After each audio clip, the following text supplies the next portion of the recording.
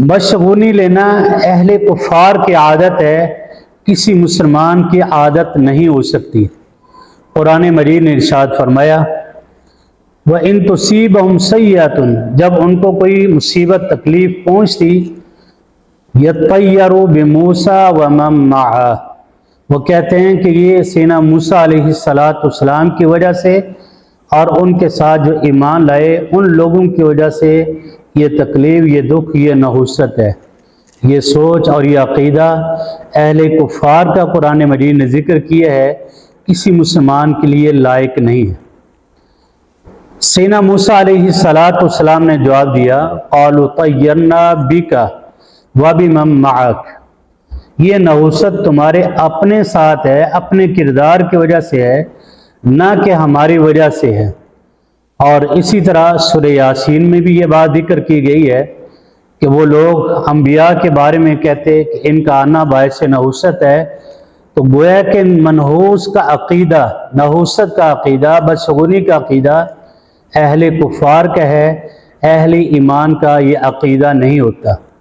अहले ईमान अपने नफ़े नुकसान का मालिक सिर्फ़ एक अल्लाह ही को जानते हैं और अल्लाह के अलावा किसी और को नहीं जानते।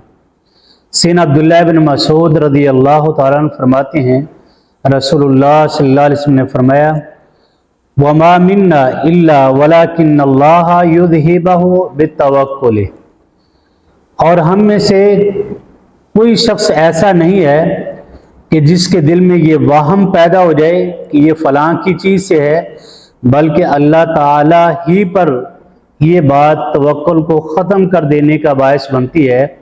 फिर इंसान का अक़ीदा अशिया की तरफ जाता है, फिर अल्लाह की ज़ात से उसका एतमाद ख़त्म हो जाता है।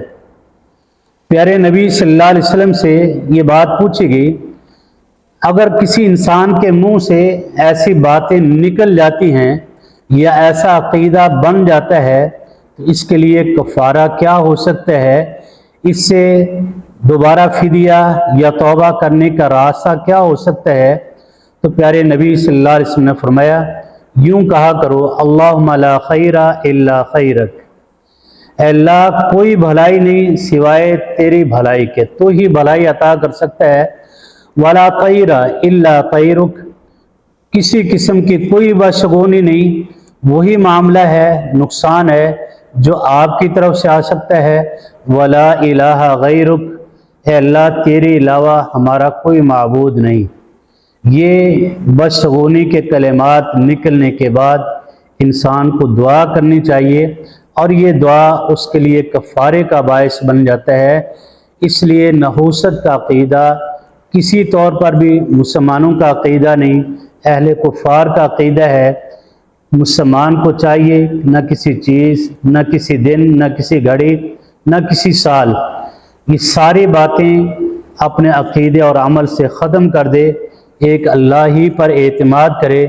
इज़्ज़तों का मालिक वही, ज़िल्लतों का मालिक वही है, जिसको चाहे बादशाह दे, जिसको चाहे छीन ले।